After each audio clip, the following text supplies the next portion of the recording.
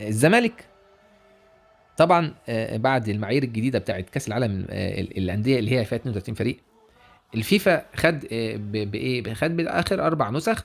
ولو في نادي اشترك فاز بالبطوله مرتين، او ناديين فازوا، يعني تخيل الاهلي فاز مرتين والوداد فاز مرتين، فكده اللي هيصعد الاهلي والوداد بس، لا هياخدوا بقى ايه، هياخدوا اللي بعديهم في التصنيف. طيب التصنيف ده بيتحسب بناء على ايه؟ هو التصنيف اللي اتحسب عليه نادي القرن الافريقي، هو نفس التصنيف اللي اتحسب عليه نادي القرن الافريقي. طبعا الزمالك كان معترض على التصنيف بتاع نادي القرن الافريقي، بيقول لا ده انا نادي القرن الحقيقي والتسعه اكبر من السبعه. تمام. طيب دلوقتي الفيفا نفسه اقر التصنيف بتاع التسعه اكبر من السبعه. طيب لما مثلا لو ما صعدتوش كاس عالم والاهلي صعد او غيركم صعد، هتقولوا مصطفى مراد فهمي برضو؟ وهتقعدوا 100 سنه تقولوا ان الزمالك هو النادي اللي كان لازم يصعد لكاس العالم للانديه الحقيقي برضو؟ هتعلقوا يافطه وتقولوا احنا كان لازم نصعد كاس العالم للانديه؟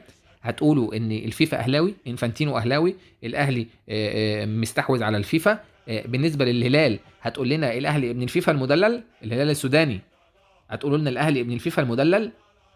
هو ده اللي يغيظ بقى، يعني في نادي زي الهلال السوداني ده اصلا ما حدش شافه قبل كده في دوري مجموعات كتير، هو اخره مثلا صعد نهائي مره قدام الاهلي سنه 87، وواحد اسمه الثعلب جاب جون في نفسه، يعني ما عملش حاجات قويه. يعني الهلال لو صعد السنه دي هيبقى صاعد استروبيا كده.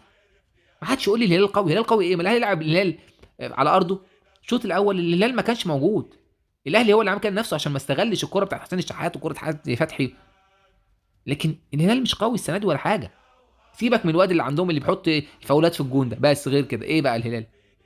فالمهم الزمالك لو عاوز تعترض، لو سمحت اعترض من دلوقتي، يعني لو سمحت من دلوقتي اعترض كده وقول انا بعترض على المعايير اللي انتوا حاطينها دلوقتي، عشان انت ما اعترضتش على معايير نادي القرن في الاول وبعد كده جيت عيطت. طب دلوقتي ها، اعترض من دلوقتي احسن عشان ما نخشش في ايه، في الجدل ده تاني.